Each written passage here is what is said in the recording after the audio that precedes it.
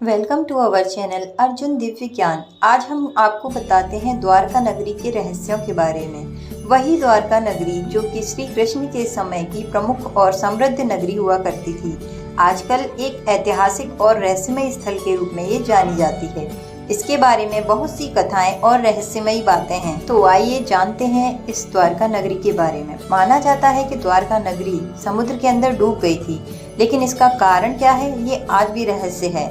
पौराणिक कथाओं के अनुसार द्वारका को भगवान श्री कृष्ण ने अपने जीवन के अंतिम समय में छोड़ दिया था और इसके बाद ही ये नगरी समुद्र में डूब गई थी। ये नगरी श्री कृष्ण के द्वारा बनाई गई थी जब मथुरा में कंस का आक्रमण और उसके द्वारा भेजे हुए राक्षसों के द्वारा खतरा बढ़ गया था। तो अपने लोगों को बचाने के लिए और यादव वंश को बचाने के लिए उन्होंने इस नगरी का निर्माण किया था। पौराणिक कथाओं के अनुसार द्वारका को भगवान श्री कृष्ण ने अपने जीवन के अंतिम समय में छोड़ दिया था और इसके बाद ही यह नगरी समुद्र में डूब गई। महाभारत के बाद जब श्री कृष्ण ने अपना दिव्य शरीर त्यागा तो द्वारका का पूरा शहर एक भयंकर जल प्रलय के साथ समुद्र में समा गया। आधुनिक विज्ञान और आर्कियोलॉजिकल अनुसंधान भी इस रहस्य को लेकर चर्चा करते हैं।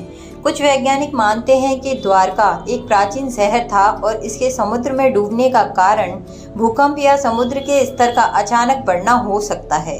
भारत के गुजरात राज्य में स्थित द्वारका के पास समुद्र में कुछ प्राचीन संरचनाओं के अवशेष भी पाए गए हैं, जो इस कथन को प्रमाणित करते हैं कि यहाँ एक समृद्ध नगरी कभी हुआ करती थी। द्वारका नगरी का डिजाइन और स्थापत्य कला बहुत ही अद्वितीय थी, जो भगवान श्री कृष्ण की दिव्यता और शक्ति को दर्शाता था।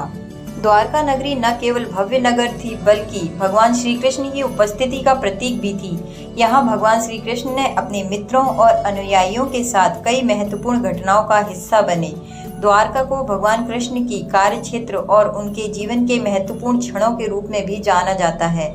इस तरह द्वारका नगरी का निर्माण भगवान कृष्ण की दिव्य शक्ति से किया गया और इसे एक अद्वितीय नगर के रूप में स्थापित किया गया था। हालांकि द्वारका नगरी के डूबने की वास्तविकता और कारण को लेकर कई सिद्धांत हैं और यह विषय आज भी एक आकर्षक रहस्य बना हुआ है। क्या यह पौराणिक कथा है या कोई ऐतिहासिक घटना? इसका उत्तर आज तक पूरी तरह से नहीं मिल पाया है। तो दोस्तों, समुद्र की गहराइयों से मिले अवशेषों से ये तो प्रमाण मिलता है कि द्वारका नगरी हुआ करती थी और श्री कृष्ण का अस्तित्व भी था। तो आप लोगों को क्या लगता है इस बारे में? कमेंट करके ज़रूर बताइए और मेरे चैनल को लाइक और सब्सक्राइब ज़रूर कीजिए अगर आपको ये जानकारी अच्छी लगी हो तो। धन्यवाद।